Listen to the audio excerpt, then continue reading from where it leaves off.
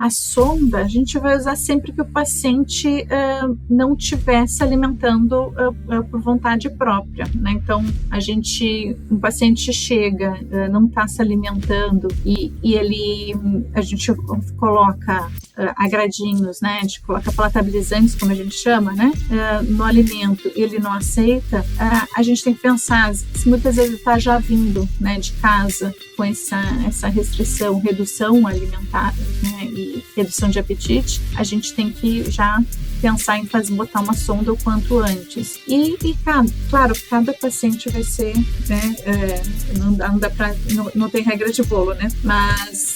Mas a gente vai entrar com a sonda justamente para esse paciente que não está se alimentando, né? Então, já que ele não está se alimentando, a gente coloca a sondinha de alimentação e fornece os nutrientes para ele, né? Até ele voltar ao apetite, né? Ele voltar a se recuperar, né? E não dá para esperar ele melhorar para voltar a comer. A gente tem que fazer ele comer para ele melhorar, né? Então, isso é total verdade, né? Então, a gente alimentando ele vai se recuperar mais rápido, né? Então, isso é bem importante.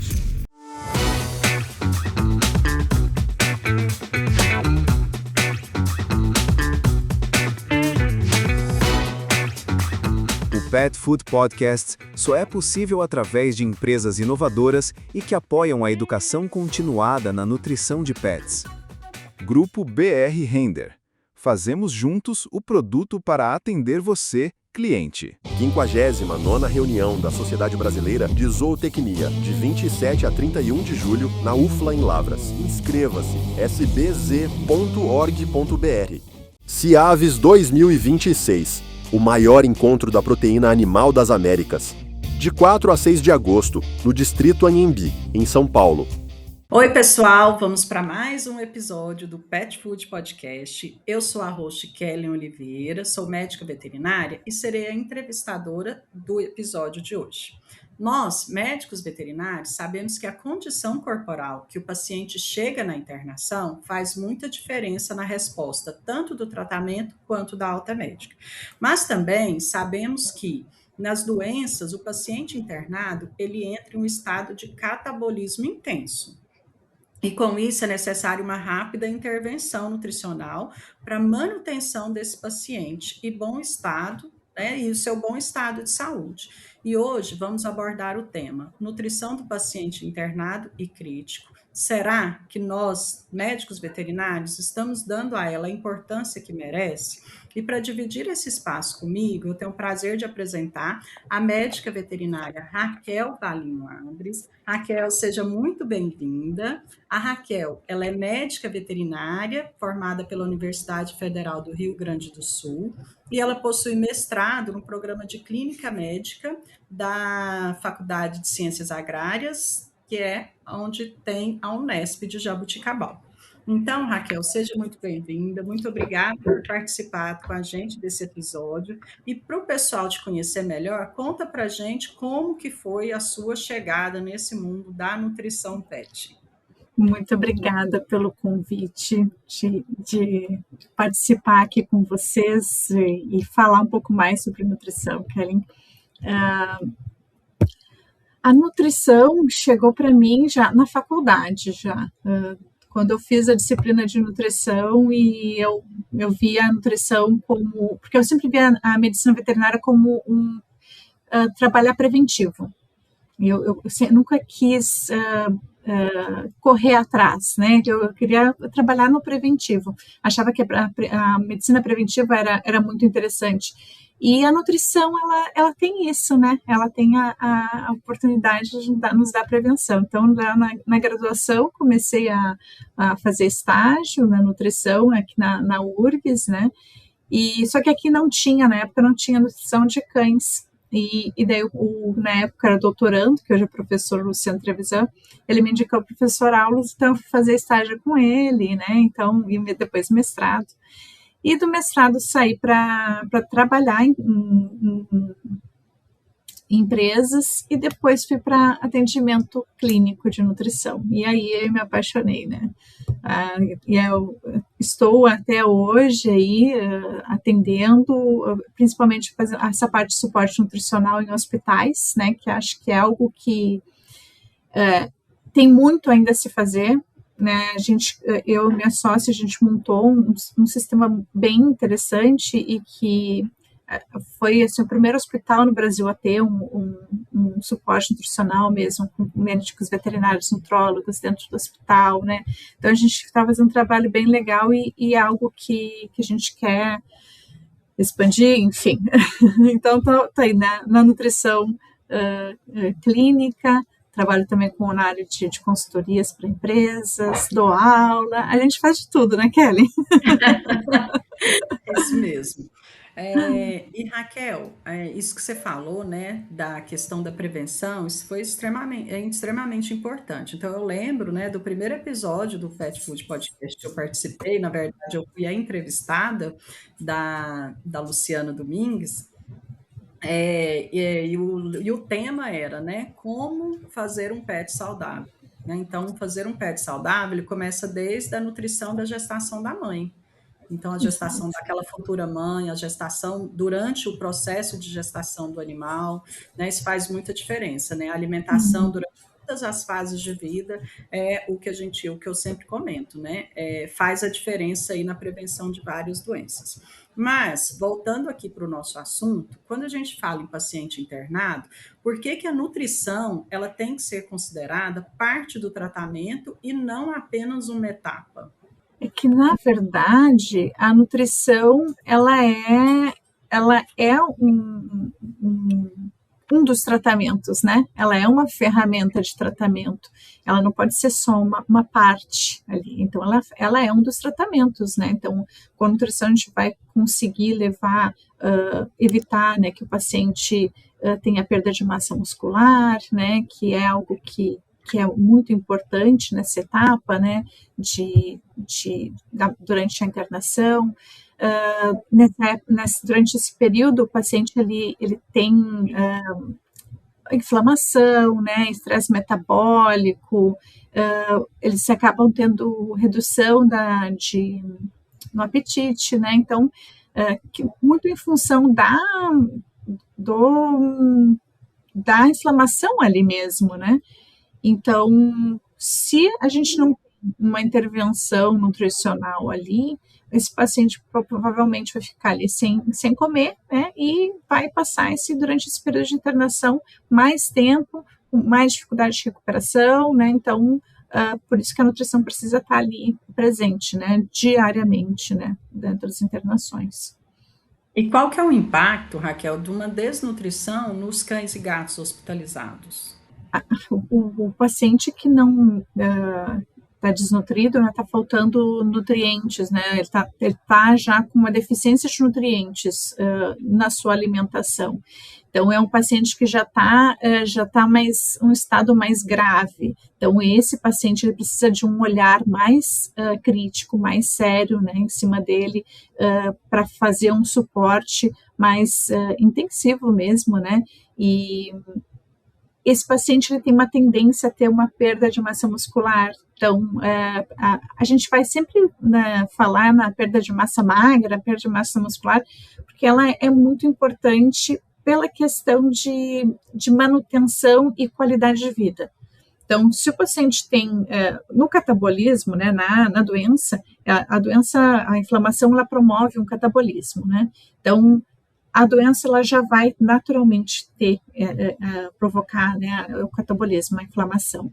Então, se a gente não alimenta o paciente, esse catabolismo só vai aumentar ainda mais. Se o paciente já está desnutrido, ele já tem essa perda da massa muscular, né? Então, é um paciente que a gente já está no estado mais grave ainda, né? E a manutenção da massa magra ajuda ele a se recuperar mais rápido, a ter uma recuperação pós-alta melhor também, né? Então, esse é um paciente que ele realmente é um paciente mais crítico, né? Então, a gente tem que olhar para ele com mais atenção, né? Promover um suporte, não esperar muito para entrar com algum suporte mais intensivo, uma sonda, né? Então, é um paciente que a gente tem que estar muito mais atento quando ele é internado, né? E aí você comentou aí, Raquel, muito bem, sobre a importância de evitar a perda de massa magra ou a massa muscular no paciente, né, que está internado. E qual que é a diferença entre um paciente magro e um animal desnutrido? Isso é importante. A gente tem paciente magro que não está desnutrido, né? Assim como a gente tem paciente magro desnutrido, mas a gente pode ter paciente obeso também que está desnutrido, né? O paciente desnutrido, na verdade, é um paciente que que não está recebendo todos os nutrientes, né? Então, ele está com alguma deficiência ali, está tendo deficiências de aminoácidos, está tendo deficiências de vitaminas, ele está tendo deficiências de minerais, né? A gente está acontecendo muito, a gente vê muito comum aí animais recebendo dietas não convencionais, né, as ANs desbalanceadas, e daí esse é um paciente que chega já tem um desbalanço nutricional ali, então esse é um paciente desnutrido, né, às vezes ele está acima do peso, já atendi muito paciente acima do peso, mas que vem com uma dieta desbalanceada, então que é um paciente que está desnutrido, né. Então, não necessariamente o magrinho, né? O magro ele pode estar com restrição calórica, né? Mas não a restrição de nutrientes. Então, às vezes o paciente mais magrinho é um paciente que realmente não engorda, né? Assim como tem pessoas que são magras, né? Ou também pode ser um paciente que vem emagrecendo também, né? Mas essa é a diferença básica, né? O porquê, como que ele está, a nutrição dele atrás desse score de condição corporal. Uhum. E aí, como a gente fala de score de condição corporal, a gente sabe que a manutenção de uma dieta adequada, né, de um manejo alimentar adequado, ele é muito importante, né, para manutenção. Então, a gente sempre, né, explica aí nos atendimentos que, né, todo nutricionista, todo nutrólogo faz, a gente tenta, né, explicar para o responsável pelo animal, né, como que é que ele avalia, se o animal está perdendo peso, ganhando peso, né? A gente ensina a fazer a palpação das costelas, né? De determinados locais. E aí, muitas vezes, né? Alguns responsáveis, eles chegam com o cão e o gato já há dias sem comer. Então, quanto tempo, né? Que o cão e o gato podem ficar sem comer antes da gente começar a preocupar? Há quase 40 anos, o grupo BR Render atua no setor de subproduto animal para gerar valor para você, nosso cliente.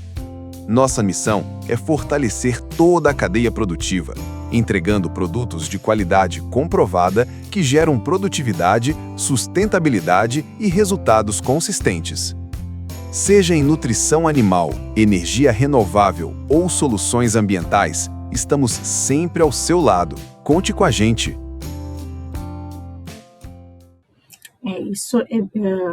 A questão do quantos dias já ele está em casa sem comer é muito importante, né?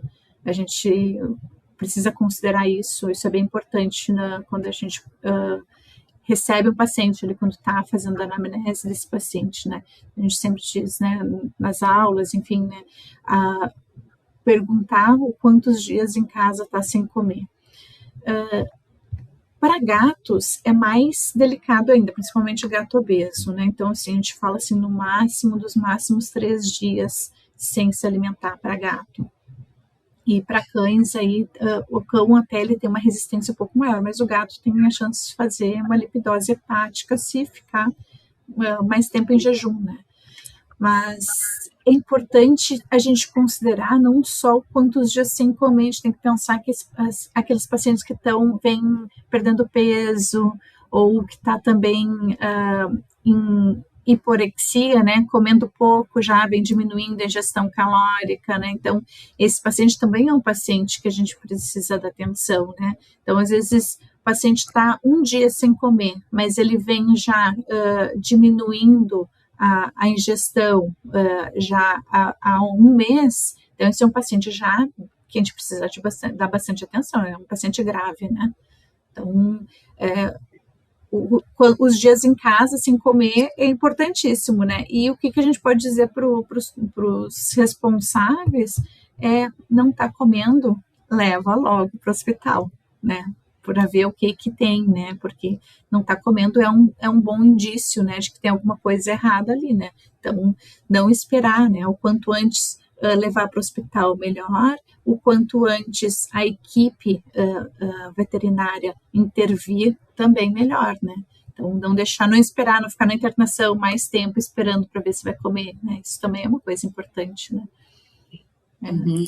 E às vezes, assim, é uma prática muito comum que a gente vê também no dia a dia aí, né? Que o animal não quis comer a ração. Aí o responsável vai lá e fala assim: ele não quer comer a ração, vou misturar com comida. Aí começa a misturar com uma carninha, uma comida, aí o animal, lógico, né? Fica mais palatável, né? Tem sabor, né? Um sabor diferente, porque geralmente vem com os nossos temperos, então ele termina comendo ali e tal, então ele vai meio que enganando, né?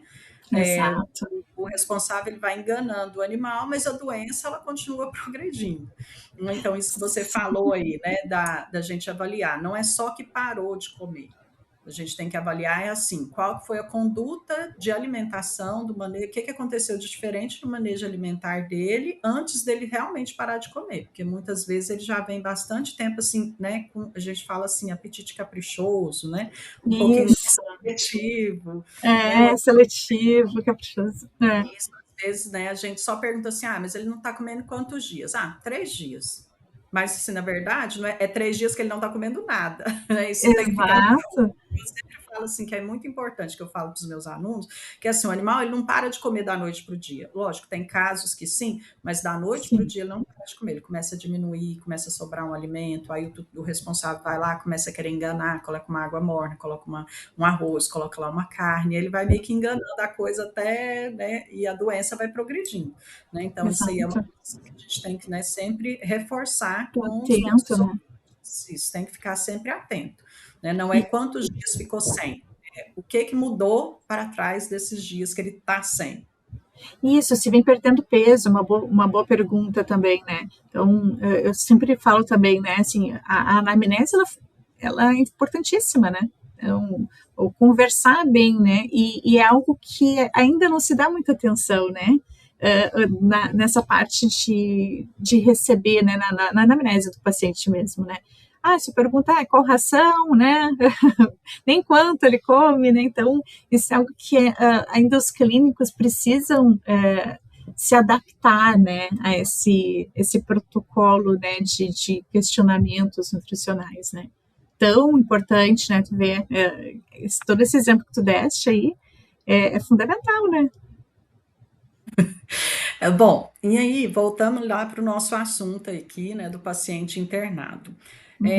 Quais são os sinais que, por exemplo, vamos supor que o hospital, a clínica veterinária não tem um suporte nutricional, assim, né, no seu dia a dia, né, mas ele tem alguém para ligar quando for necessário. Então, quais seriam os sinais que esse paciente internado, que o veterinário, ele observa de sinais nesse paciente internado que necessite de uma intervenção nutricional? Bom, na internação, esse paciente sem comer é um paciente que precisa já, né? Então, o paciente está sem comer ou comendo pouco, né? É um paciente que precisa já de um olhar mais atento, né? Nutricional.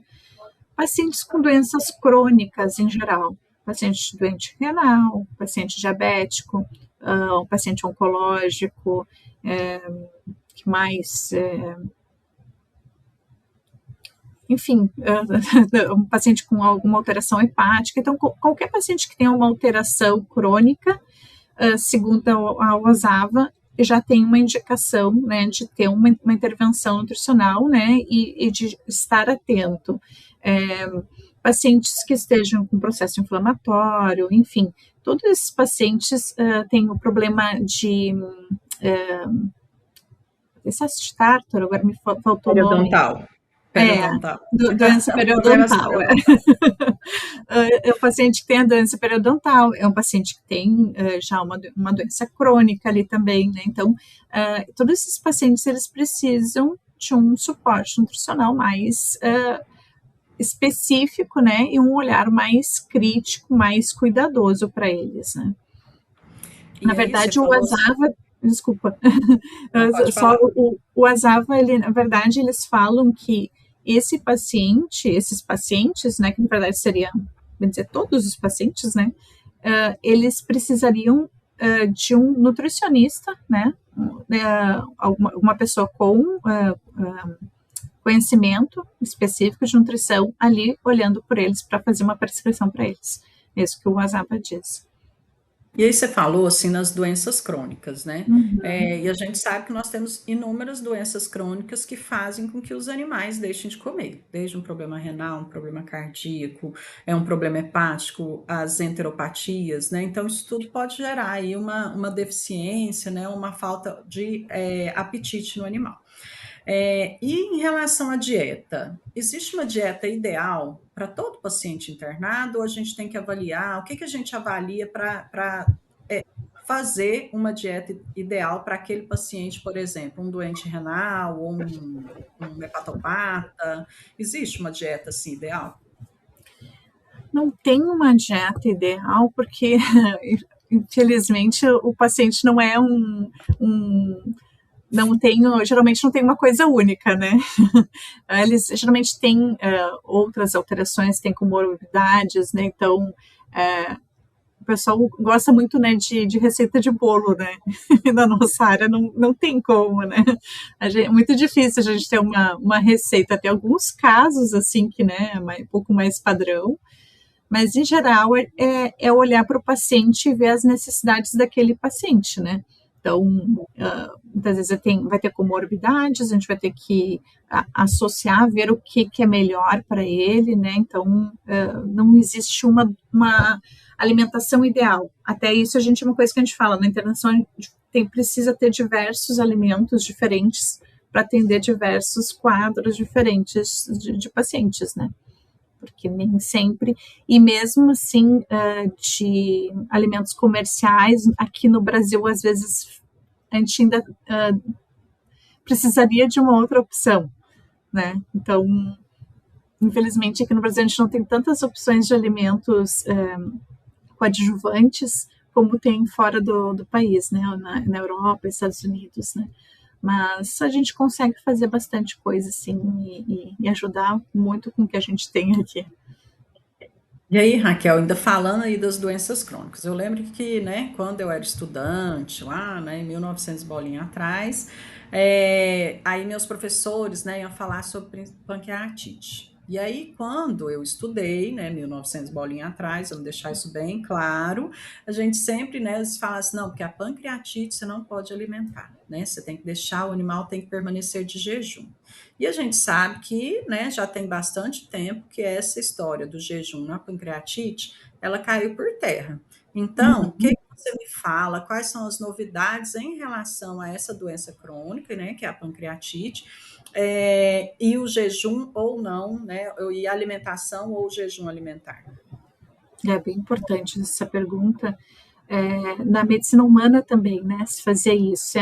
A indicação era entrar com parenteral, né, então não dá nada via oral, entra com parenteral. Na veterinária não se chegou ainda, não se chegou nesse ponto, né, até porque não estava tão avançada ainda a nutrição.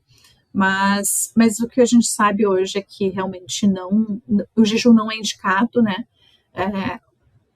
porque o jejum ele não vai dar descanso glandular, né, que é o que se falava, né, que promoveria o descanso glandular. Na verdade, a gente precisa entrar com uma alimentação adequada, né, principalmente se for cão, entrar com uma alimentação ali de baixa gordura. E por que não deixar tanto tempo em jejum? Porque a gente tem todos os enterócitos ali, a gente tem que manter a microbiota, né, a gente precisa manter as células intestinais viáveis, saudáveis, né? Então, se a gente deixa o paciente em jejum, a gente acaba tendo uma lesão, promove lesão ali nas vilosidades, né? Nas células mesmo, né? Os enterócitos, né? As células intestinais, e isso acaba agravando a situação, né? No momento que a gente tem um rompimento das células ali, que é a barreira, né? Física, a gente pode ter uma maior permeabilidade, né, das bactérias para a corrente sanguínea, né, então, que seria a translocação bacteriana, né, e isso pode levar, em casos mais graves, até uma sepse, né? Então, o jejum hoje é uma coisa que não se indica, até em cirurgias, né? Cirurgia gastrointestinal, né? Cirurgia do trato digestório.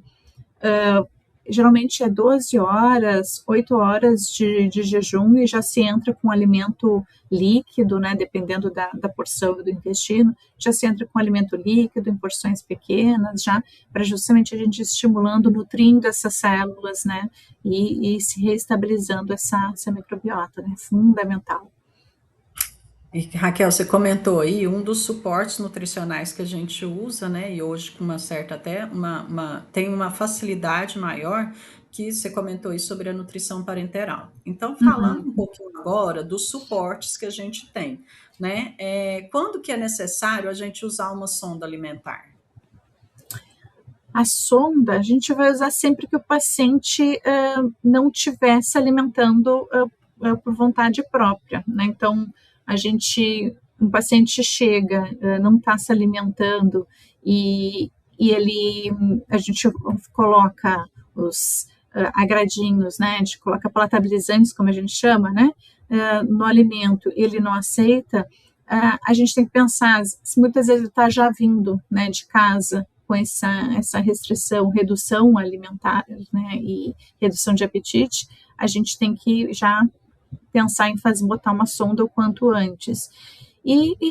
Claro, cada paciente vai ser, né, não tem regra de bolo, né, receita, mas a gente vai entrar com a sonda justamente para esse paciente que não está se alimentando, né, então já que ele não está se alimentando, a gente coloca a sondinha de alimentação e fornece os nutrientes para ele, né, até ele voltar ao apetite, né, ele voltar a se recuperar, né, e voltar ao apetite. O professor Aulus, ele falava, não sei se ele ainda fala, né, mas eu me lembro na época do meu estágio ainda, ele tinha uma frase, né, que não dá para a gente esperar o paciente, como é que é? Não dá para esperar ele melhorar para voltar a comer, a gente tem que fazer ele comer para ele melhorar.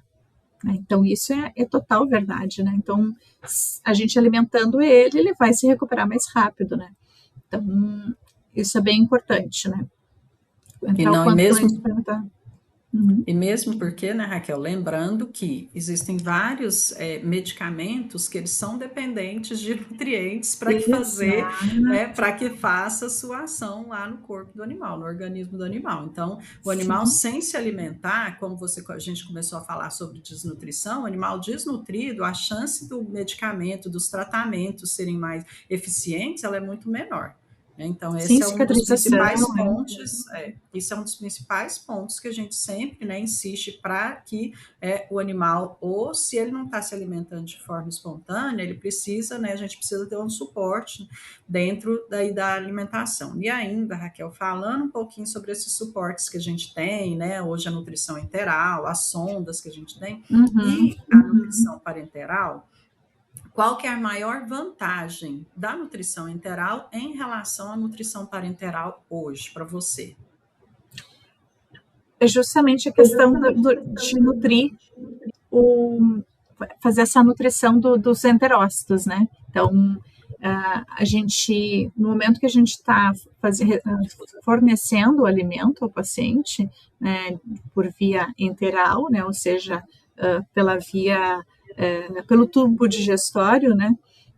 Então, a gente está fornecendo alimento e a gente está estimulando aí microbiota, né? A ter esse balanço da microbiota, né? O microbioma, né?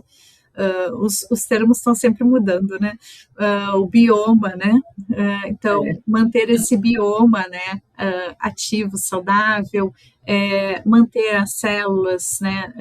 Os enterócitos, então, viáveis, né, nutrir, né, no momento que a gente fornece o alimento, esses nutrientes, eles nutrem as células também, né, então, a nutrição parenteral, ela vai ser na veia, então, nesse período que o paciente ficar com a nutrição parenteral, ele vai estar em jejum, né, por via entérica, né, então isso a gente pode ter um agravamento do quadro em relação a essa questão que eu tinha falado, né, de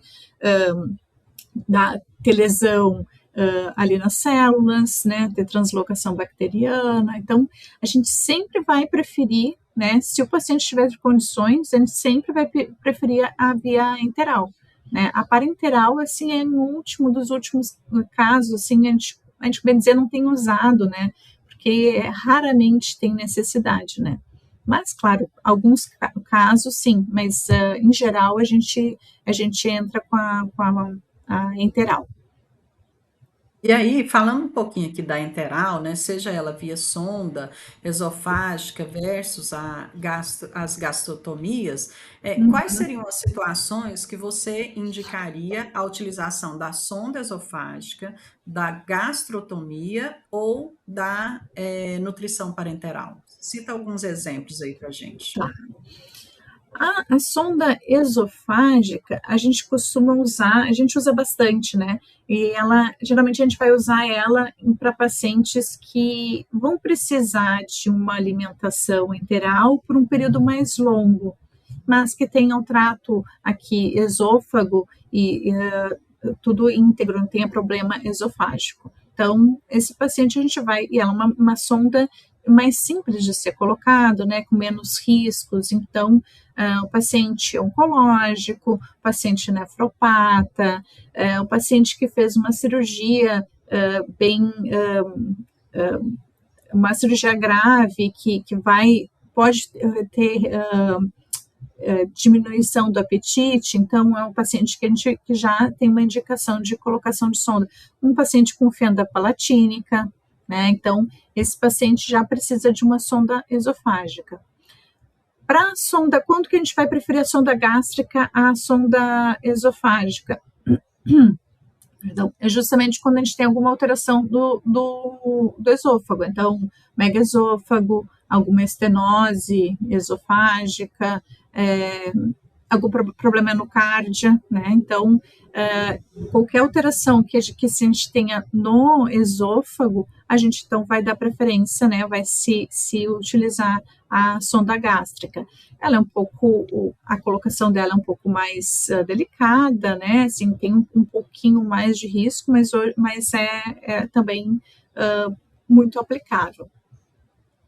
E a parenteral, a gente vai utilizar só em alguns casos bem mais específicos, né? Um paciente em coma, né? Que a gente não tem condições, o trato digestório não está com motilidade, a gente não está conseguindo estimular ele, então a gente entra com a parenteral. Alguma cirurgia muito grave do trato digestório que realmente não dê para entrar com o alimento, então a gente entra com a nutrição parenteral. E muitas vezes com a nutrição parenteral a gente consegue associar a sonda e começar a estimular, né, com um alimento, né, um alimento completo, nesse enteral, começar a estimular com porções bem pequenas, várias refeições, para começar a estimular o trato digestório e até para ver como é que está a aceitação, né, do sistema digestório, né. Então, de preferência, sempre a gente prefere a via enteral, mas tem algumas, né, situações que a gente vai usar parenteral. E aí, nesses casos, né? Então, voltando aí, você começou a falar aí nessa sua resposta, e aí voltando um pouquinho lá naquele paciente que tem vários dias sem se alimentar, né? A gente sabe que existe uma síndrome chamada de síndrome de realimentação. Por que a gente deve se preocupar com ela? E aí eu já engato uma outra pergunta também, né? Como que a gente vai ajustar as necessidades energéticas de repouso para evitar essa síndrome da realimentação no paciente internado que já está há vários dias, inclusive o paciente que já recebeu nutrição parenteral, né? Como que a gente vai fazer esse ajuste? Eu estava falando da parenteral, estava justamente pensando nisso, né, de dar essas quantidades pequenas, né, para evitar justamente a síndrome da realimentação.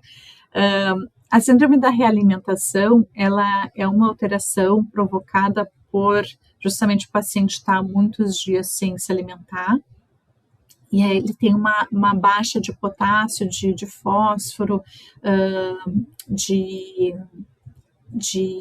vitamina tiamina, né, a B1, né, tiamina, eu sempre troco,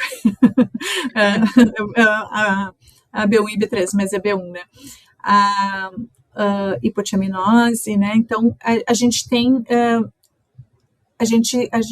que sempre um paciente que chega que está há muitos dias sem se alimentar, e até mesmo o paciente que está na parenteral. O paciente na parenteral, na verdade, ele não vai ter, porque ele tem que estar estabilizado já, né? Até para a gente entrar com a parenteral, a gente já tem que ter estabilizado ele antes, né? Mas um paciente que chega há vários dias sem comer, a gente precisa fazer essas dosagens, né? Justamente para ver como é que está, como é que ele vai estar, como é que estão esses níveis. Se ele tiver com potássio baixo, fosfato baixo, a gente precisa estabilizar primeiro, né? Então, aquele ímpeto de já entrar com a alimentação rápido, também a gente tem que controlar.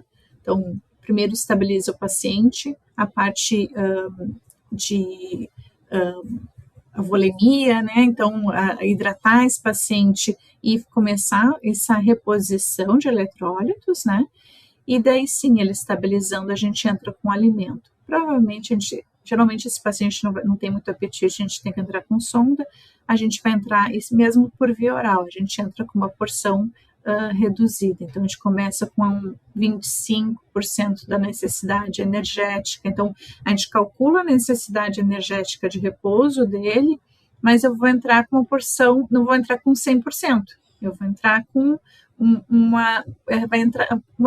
restrito, né? Então, 25%, dependendo do quadro do paciente, a gente entra às vezes com 10%, né? Então, o de praxe é 25%, ficou bem no segundo dia, aumenta para 50% e vai aumentando de 25% conforme vai a evolução do paciente, né?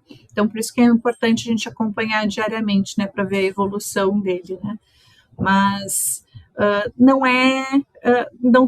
nem sempre vai ser esses percentuais, né? A gente tem que avaliar cada indivíduo. Mas isso é importante, né, de começar aos poucos, né?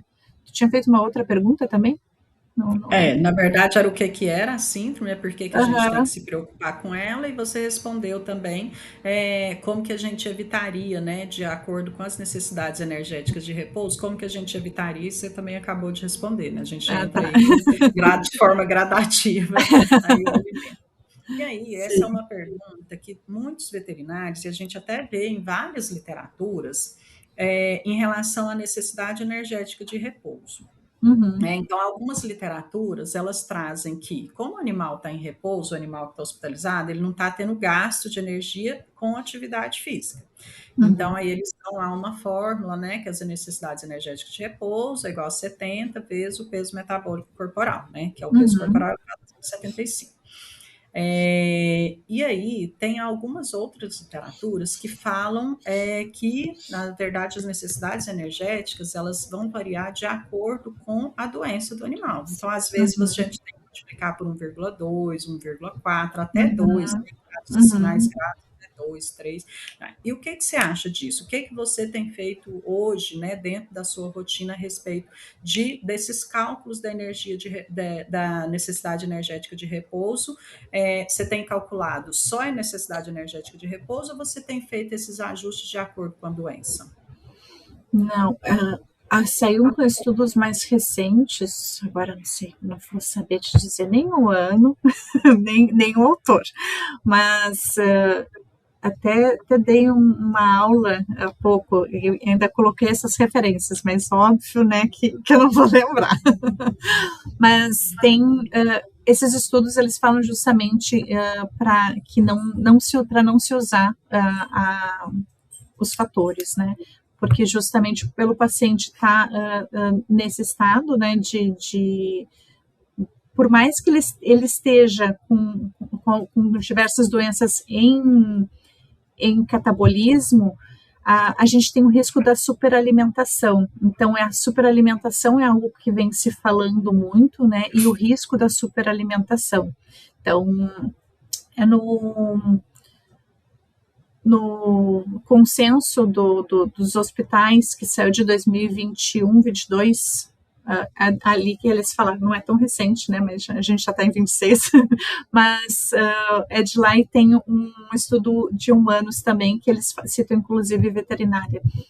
Então, justamente com essa visão, evitando a superalimentação. Então, a gente tem usado o valor só, a NER mesmo, né, necessidade energética de repouso, sem usar fatores para doenças, né, justamente para evitar a superalimentação, que é algo que pode prejudicar o paciente, né, também, né, então, levar a um estado que vai sobrecarregar ainda ele, né. Uhum. E você falou aí um pouquinho também em relação, né, essa introdução, a importância da gente não deixar o animal, né, muito tempo sem se alimentar por causa do microbioma intestinal, né? Uhum. Qual que é o papel desse microbioma intestinal na recuperação desses pacientes internados? Por que ele é tão importante? Por que a gente fala tanto, né, que eu sempre também comento com os meus alunos? Você tem um assunto que está em alta, em evidência, tanto na nutrição humana quanto na nutrição veterinária, é o microbioma, né? Essa que a gente chama de desbiose, né? Para evitar essa Sim, desbiose. Então, sim. qual que é o papel, né, desse microbioma intestinal na recuperação desses pacientes internados que você tem atendido aí no seu dia a dia? Então, essas bactérias, o equilíbrio dessas bactérias, né, elas vão estar favorecendo o desenvolvimento ali de células do sistema imune, né? Então, a parte de recuperação e de defesa do paciente vai estar diretamente ligada com essas bactérias, né? Então, o nutrir, não deixar sem alimentar, faz parte disso também. A gente entrar com uma alimentação completa e balanceada, ela geralmente vai ter pré-bióticos ali. E os pré-bióticos, a gente sabe que eles são alimentos para essas bactérias, né? Então, eles vão, na verdade, fortalecer essas bactérias, né? Alimentar essas bactérias, e ao mesmo tempo eles fazem meio que eles aglutinam, né, as bactérias patogênicas, né, e acabam eliminando elas nas fezes. Então, a importância desse equilíbrio da microbiota é justamente na defesa, na recuperação do paciente, é o que a gente está perguntando, né, mas justamente, eu fechei aqui. Passei a mão aqui, fechei, perdão. Mas é justamente na estímulo da imunidade do paciente, né, para ele ter uma recuperação mais rápida, né, e tanto durante a internação como depois, né, na alta dele, né. Então, Raquel, como você comentou aí, né, sobre a alta do paciente, né, que o suporte nutricional ele vai influenciar nessa alta do paciente mediante, né, a melhora do paciente de acordo com o tratamento, quais que seriam os principais indicadores laboratoriais e os indicadores físicos, aqueles que a gente observa no animal, de que o suporte nutricional está ok, está sendo eficaz, está sendo positivo para esse paciente? Exames laboratoriais, isso é uma questão, assim, que a nutrição, a gente não tem tantos exames laboratoriais para nos ajudar, né, eles são um pouco, mais restrito, né. A gente tem a albumina, né, que ela vai se mostrar baixa quando a gente tem um paciente que está desnutrido, só que a albumina, ela só vai estar baixa quando o paciente já tiver desnutrido há mais tempo, né? Então, ela tem uma meia-vida mais longa. E da mesma forma, se ela está baixa, ela demora mais para subir, né? Então, assim, esse é um parâmetro que nem sempre a gente espera ele, né, para dizer que o paciente está melhor. Então, a gente vai muito mais pela clínica, né, do que por exames laboratoriais.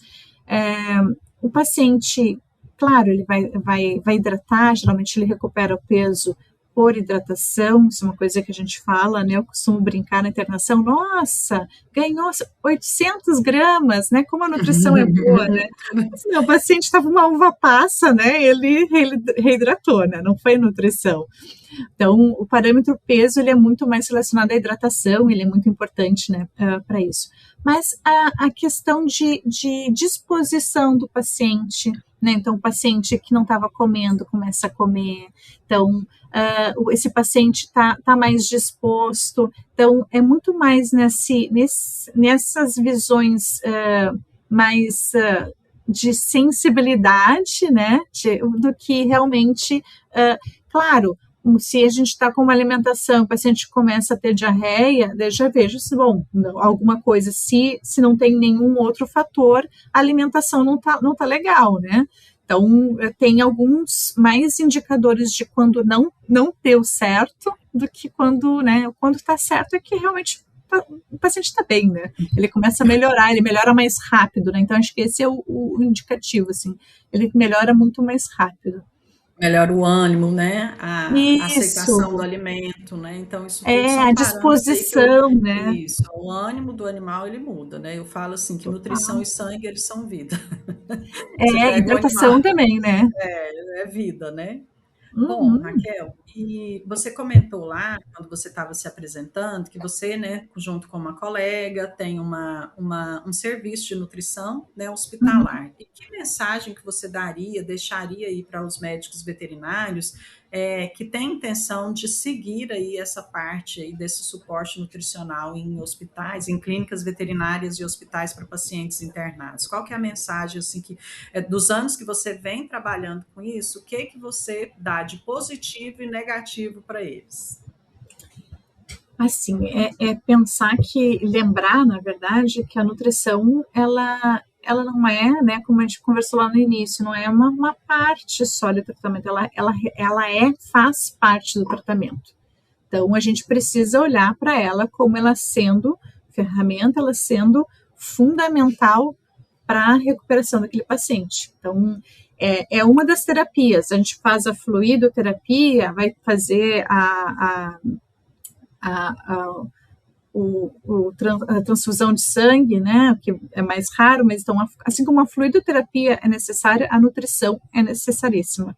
Então, ela tem que entrar assim junto, a fluidoterapia, nutrição, né, a medicação, então ela faz parte de um desses tratamentos. Então, ela não pode ser ignorada e ela não pode ser menosprezada. E faz total diferença, né, se a gente vê assim como os estudos mostram, né, assim, a taxa de alta melhora muito, né, os pacientes têm estudos que mostram de reduzir o tempo de internação de quase 2 dias, né, paciente que recebe um aporte nutricional adequado, né, então muda muito, né, faz muita diferença.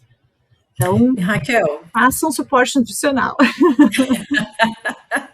Raquel, então, para finalizar, vamos fazer um bate-bola sobre o assunto de hoje, Legal. né? Que é a Vamos. nutrição do paciente hospitalizado. Então, algumas pessoas, assim, eu gosto sempre de fazer um bate-bola, outras pessoas eu sempre pergunto, né? Eu conto para eles, eu peço para eles me contarem uma história, ou de sucesso ou de insucesso, mas para você eu quero fazer um bate-bola. Tá bom. Então, eu vou te fazer 3 perguntas, né? Vou te dar 3 situações e vou te fazer, né? Para você escolher. Então, para o primeiro, um paciente politraumatizado decorrente de atropelamento. Ele não tem vômito, não tem diarreia. A nutrição que você entraria seria a enteral ou a parenteral? A enteral, sempre. Ótimo. Então, para esse mesmo paciente politraumatizado, sonda esofágica ou sonda nasogástrica? Aí depende. Provavelmente uma esofágica, se ele é politraumatizado, ele teve que fazer cirurgia, já colocaria uma esofágica, porque de repente esse paciente vai ter uma inapetência aí e a gente consegue alimentar ele se recupera mais rápido. Ok. E para esse mesmo paciente, um nutriente indispensável. Não dá para deixar de fora esse nutriente. Um nutriente, Eu diria que seria um balanço nutricional, porque assim, não tem um nutriente que funcione sozinho, ainda mais o paciente que está politraumatizado, né? Então, eu diria assim, alimentação completa e balanceada. Tá de sonda, alimentação completa e balanceada, porque ele precisa de vitaminas, ele vai precisar de aminoácidos para recuperação muscular e ele vai precisar de minerais, então ele vai precisar de antioxidantes, ele vai precisar de tudo, né, para conter essa inflamação, para essa resposta e para não perder massa magra. Então ele precisa de tudo. Ok, excelente resposta.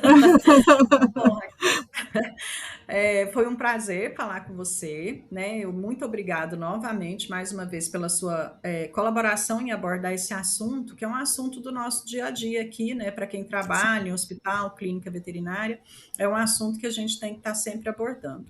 E eu desejo para você muito sucesso, tá? E para você, nossos ouvintes, continuem nos seguindo nas nossas redes sociais e continuem nos ouvindo nas nossas diversas plataformas, né, onde estão hospedados aí. Não, peraí, eu vou ter que voltar, porque apareceu uma mosca bem aqui. Uma mosca, tá me enchendo o saco, eu já até bati um pedinho. Então, vou voltar aqui na parte do... gente, essa música está muito irritante. Vou voltar na parte dos agradecimentos. Então, Raquel, foi um prazer falar com você. Muito obrigada mais uma vez pela sua colaboração em abordar um assunto tão importante e tão necessário do dia a dia das clínicas veterinárias, dos hospitais veterinários. Eu desejo para você, né, muito sucesso e para você, ouvinte, o nosso muito obrigado, né, por escolher o Pet Food Podcast. Continue nos seguindo nas nossas redes sociais e nos ouvindo aí nas nossas plataformas digitais. Um forte abraço e até breve. Tchau, tchau.